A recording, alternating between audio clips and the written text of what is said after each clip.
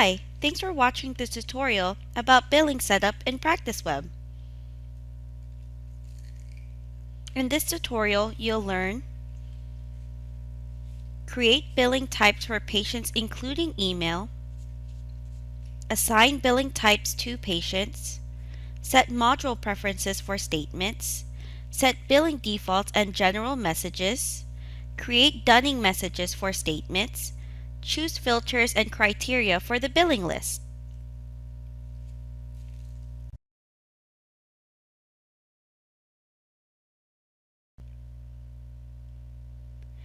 In PracticeWeb, billing can be run daily, monthly, or per your practice preferences. Before you run your billing, you will need to make sure that PracticeWeb is set up to match your billing preferences. Most of the setup that we're going to cover in this tutorial will only need to be done once, and we can begin by setting up our billing types. Let's go ahead to our menu and click Setup. We're going to go down to the definitions, and from the categories on the left, we're going to select billing types. Now, billing types are used to categorize an account and/or determine how an account should be processed. Some reports, such as the aging of the A&R, can be ran by billing type, and when generating bulk statements, the billing list can be sorted or generated by billing type. Here in our setup and definitions, there are typically 7 billing types included in PracticeWeb. You can go ahead and create your own. You can also edit the existing ones by double-clicking on them, and you can update the definition title right here. We will go ahead and add a couple of billing types. Here, I'm going to hit the Add button down at the bottom. To create our new billing type, we will create an email billing type, so that any patient who we want to send an email bill to, we have the ability to do so. In the email billing type, you need to put a capital E under email bill field. That way, you will be able to use the email address for this billing type, and once you've set the name, whether it's email or not, go ahead and click OK. These can be sorted however you want them to be. So if I want to move my new billing type up, all I need to do is use the up arrow. I could also move it down if needed. Patients with an email billing type will be mailed a statement instead of a printed statement in the billing list, and if the patient doesn't have an email address on file, the statement will be skipped in the billing list. If it's skipped, then the billing list will notify you that the statement has been skipped. We're going to add one more billing type that's not an email billing type. We will add a billing type called employee. And reason doing this is because we don't want to send a bill to an employee of ours. So I'm going to go ahead and create the billing type, and then I'm going to go ahead and move it up as well. Just note that it is recommended to use a few billing types as possible. You can hide billing types if you created one that is no longer needed. It is worth knowing that before you can hide a billing type, you're going to want to make sure that no patients are associated with that billing type, because then they may end up being missed in reports or may not receive a billing statement. You can also, like I said, rename an existing billing type. If you want to double click on it, you can rename it. Renaming the billing type will rename it for all patients who have that billing type currently selected, and it will change the reporting history as well. Once your billing type are set up to meet the needs of your practice, you can now close this window.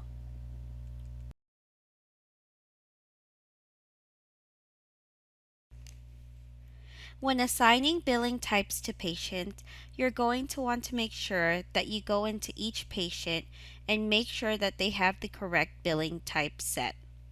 To do this, we're going to go into the Family module. We're going to go ahead and double click on our patient. The billing type can be found on the far right. You can set their billing type in here using the drop-down list. New patients are going to default to the standard account billing type, unless you've renamed it to something else. Keep in mind that billing types are only going to work as well as your office procedures dictate. So if you have good procedures for maintaining the correct billing type for each patient, then reports and billing will remain accurate. Once you've assigned all of your patients their billing type, you can go ahead and save that on each individual patient.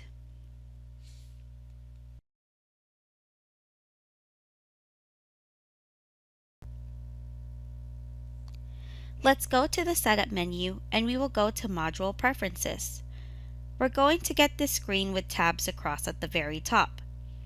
The other way to get to this screen is to go back to Setup, an Account, and it'll bring you directly to the Account tab. Another way we can get to the screen is to go to Setup, Manage Preferences, and we'll just have the same Manage tab activated, and we're actually just going to click the Account tab and we'll just stay here for now. And on the Account tab, you'll see that there's also little tabs here that are attached to the Account tab. There's Payment Adjustments, Insurance, and Miscellaneous Account. But for this example, we're going to select Miscellaneous Account. And this miscellaneous account is going to be where a couple items that you want to check or not check, and that's going to affect your statements. These features can be turned on and off depending on your preferences. The first one is Balances Don't Subtract Insurance Estimates. This will make it so that the balance on your billing statement doesn't show any estimated insurance payments. The entire balance will appear due on the statement. Keep in mind it will also reflect the way that balances show in the account module too. You'll want to keep that in mind as you change the setting.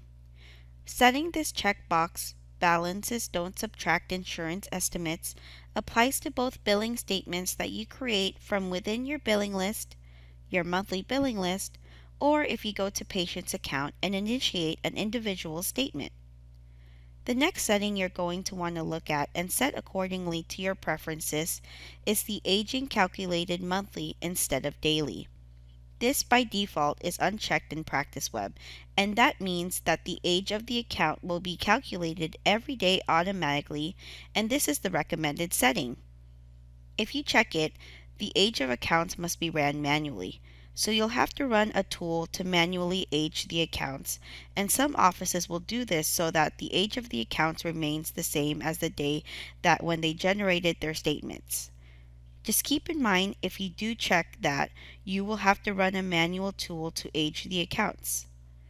You will go ahead and move over to the Manage tab, and this is where we're going to set some billing and statement options. We have a number of options in here, and these options affect billing defaults and what shows up on the statements most of the settings. Most of the settings affect both individual statements and those printed directly from the account module. We'll start here at the top, the Show Return Address. If this is checked, it's going to show your practice address for return address. If it's unchecked, the Show Credit Card Info, it will print lines for the patient to write debit or credit card information on their payment stub.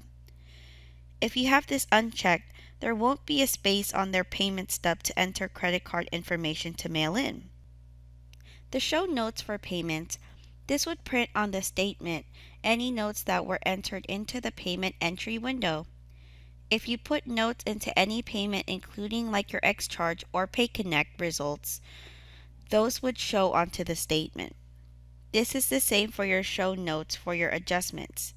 If you put a note when you're entering an adjustment on the account, this will allow the note to be shown onto the printed statement. The Show Procedure Breakdown, it will show additional financial information in the description column for each procedure that may include the patient's portion in insurance paid amount and insurance estimate, the write-off, anything that's associated with the procedure. This setting will apply to statements even if you have had set the balance don't subtract insurance estimate, so they would still be able to see on the procedure level that you may be expecting a payment, but the total balance on the statement due will not reflect that. Next, the account number is used based on. You can either choose to use PracticeWeb patient number, or if you're using the chart number feature in PracticeWeb and you'd like your statements to show the chart number, you could set it to chart number. And next we have your days to calculate due date. In here, you just enter in the date that you want to use to calculate a due date on your statements. If you enter 0, then today's date will show. If you leave it blank, it will say due upon receipt. Normally, you may put 15 days or something like that. The next item we have is days in advance bill payment plan. If you use a payment plan, this number is specified here. It will appear in the billing list as under user specified number of days before payment plan is scheduled to be due. If the payment plan is within 10 days of being due, that patient will appear in this billing list. Below that, there's default types for all statements printing in intermingled mode. If it is checked, that statements will place all transactions for the same family together in one grid and sort it by date. If it's not checked, then the transactions on the statements will be grouped by individual family member, then ordered by date of service, and each family member would have their own grid on the statement. This setting only applies to statements printed from the patient's account module. Then we have the max number of electronic statements per batch. This is a setting that we usually use it if you have any trouble transmitting electronic statements. Once those settings are all set in here, you would click OK to save those. All the changes that you've entered are now saved. Typically, you would not need to revisit these settings unless your billing and statements preferences have changed.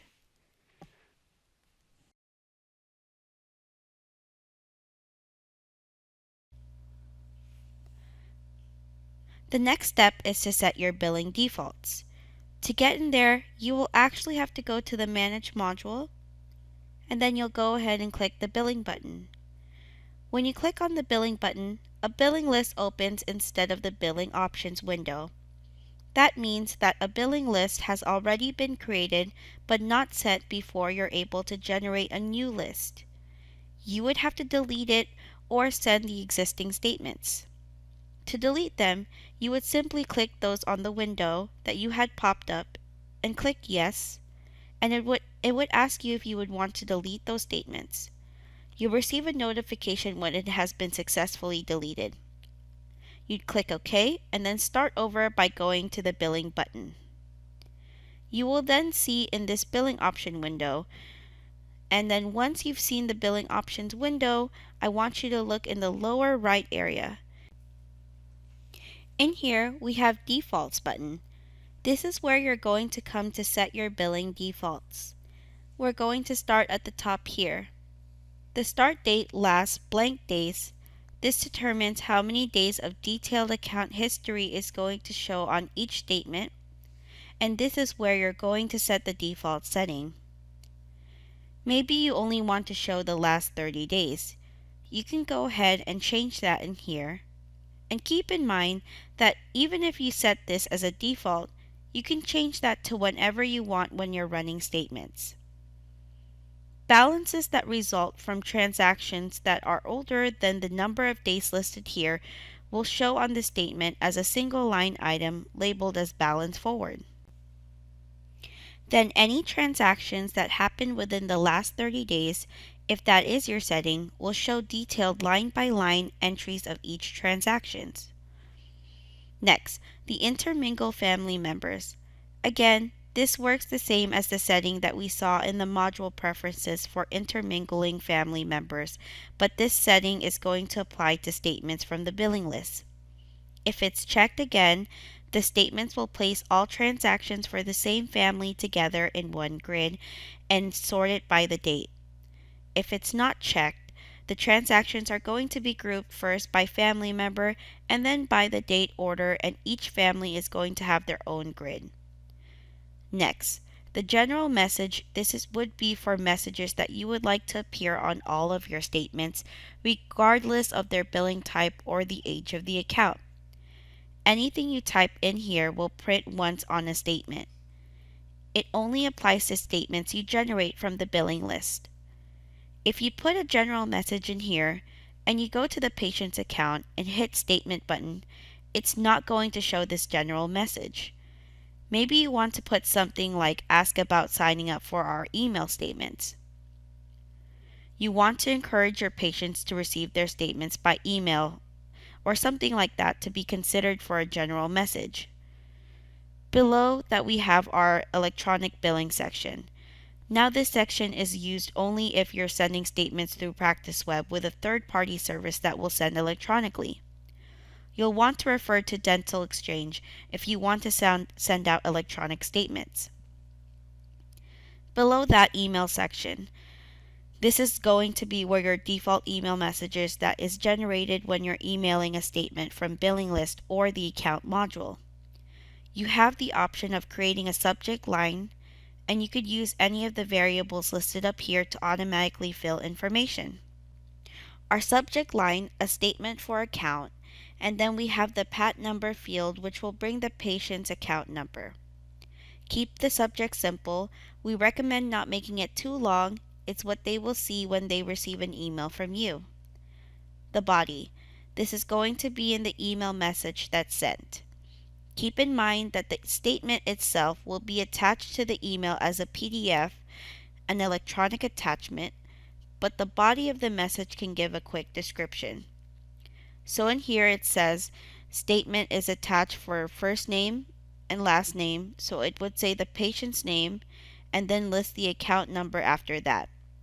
Below that is our invoice note field. When an invoice is created from the account module, if there's a note in this invoice note field, it will be printed on that invoice. Also keep in mind that invoices cannot be generated from the billing list. They are only generated from the patient's account module. We'll go ahead and click OK here, and that will save our settings. By the default button, this lower right area, there's a couple of other settings that I want to go over. We just set the default values for all those options down here in the lower right, but you can temporarily override any of those settings each time you run billing. We've defaulted it to be the last 30 days, but you could use these quick buttons here to change the date range if you want to include more detail on the account. We can do the last 40 days, the last 90 days, or we could do all dates to leave it open. We could specify a date range. Maybe we only want to see everything from August. Keep in mind this is a temporary override, and once you close out of here and come back in, it's going to go back to the default setting and that we have already set in our defaults. That's going to be the same with the intermingle family members. This checkbox can be checked or unchecked temporarily, but it will go back to the default setting when you come back into this window, and the same with general messages. We type in ask about signing up for our email statements. Maybe we want a different general message because we have a holiday coming up and our office is going to be closed. You might want to put something about office closures. We could say our office will be closed for Labor Day. Keep in mind that the message that you type here, and once you close out of here or run your billing statements and come back in, it will go back to the default message. You will lose whatever you type in this window, since this is just a temporary override.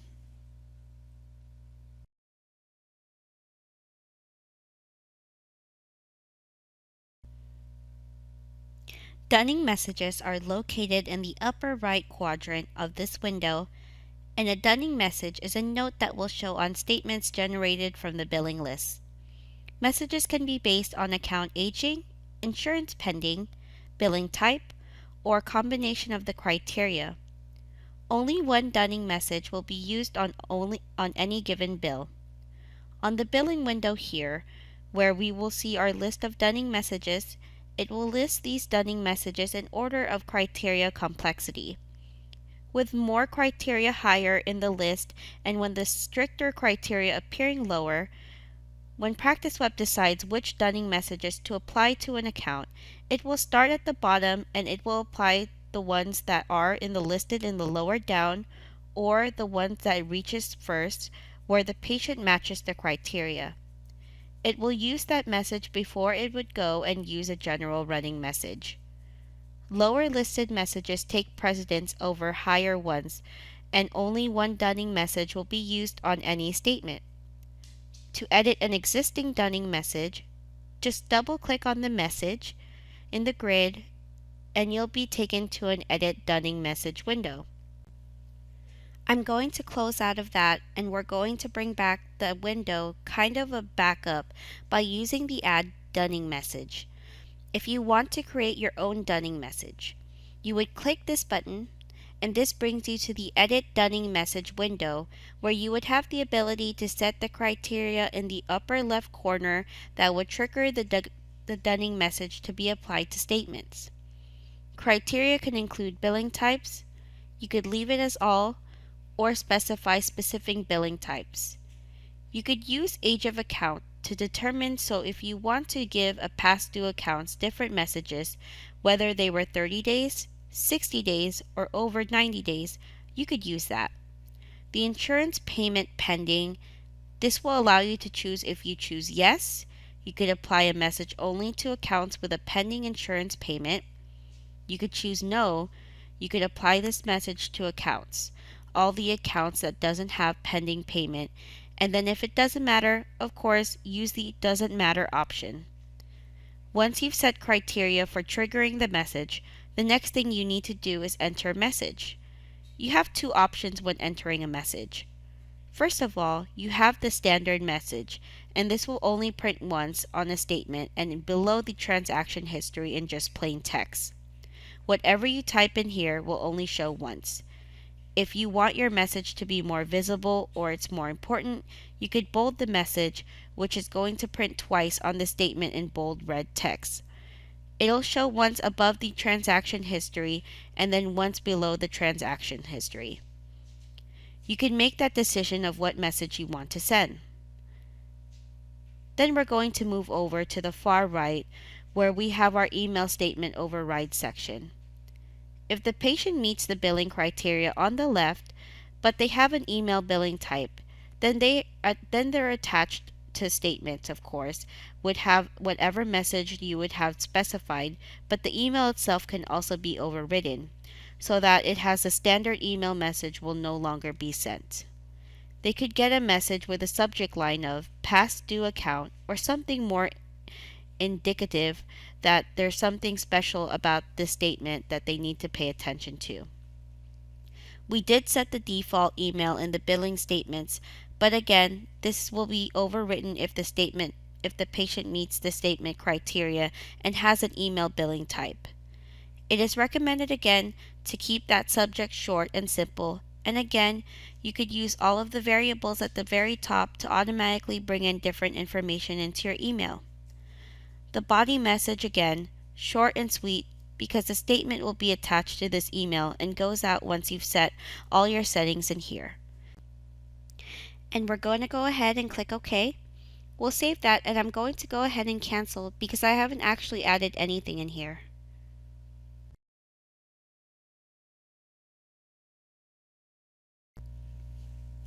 After your dunning messages are completed, you can now move on to setting your billing filters.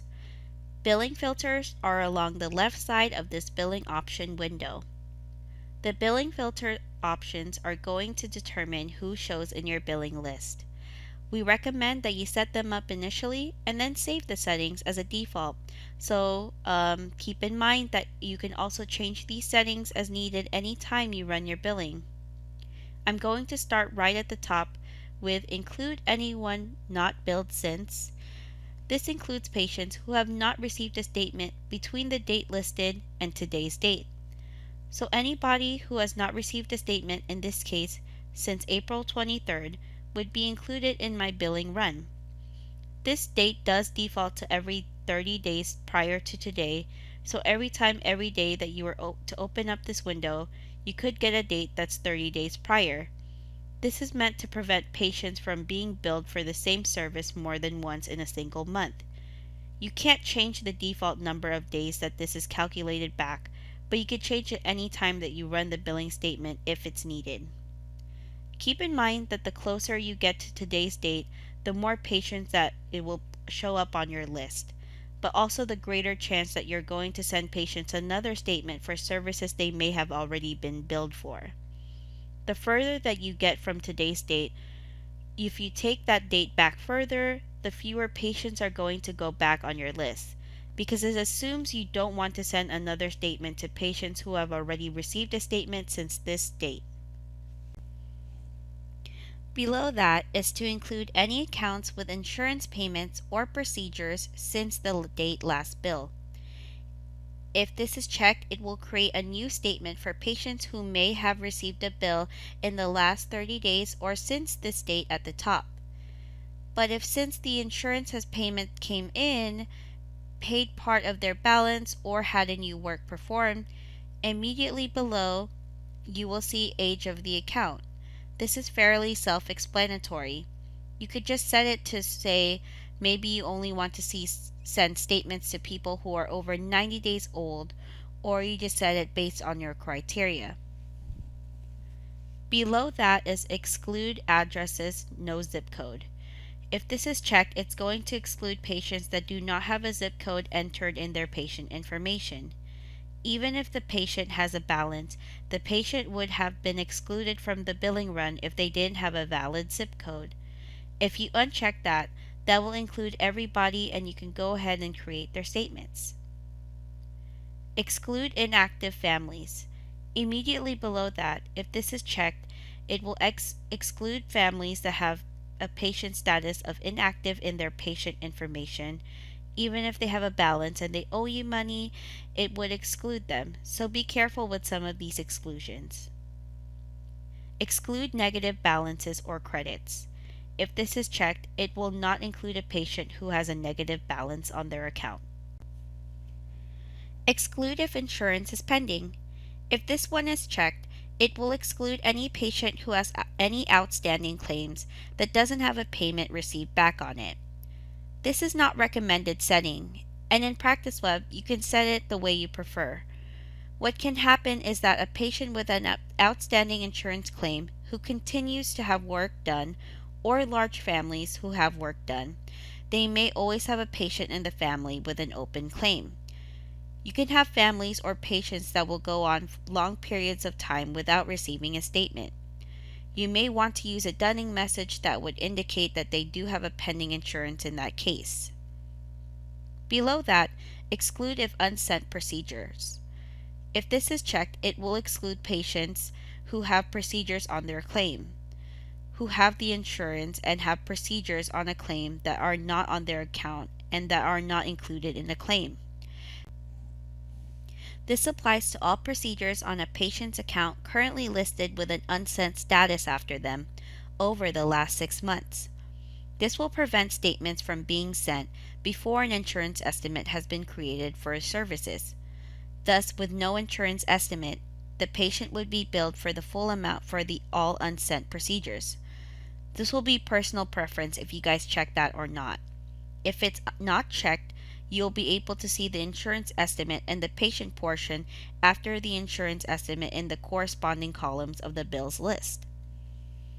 Exclude if balance is less than. Patients who have a balance of less than $1, we recommend putting a number in this and not leaving it blank. Patients who typically have a balance less than $1 would not receive a statement by default. You can change this amount, but it can be a waste of money to send a bill to someone who owes less than $1.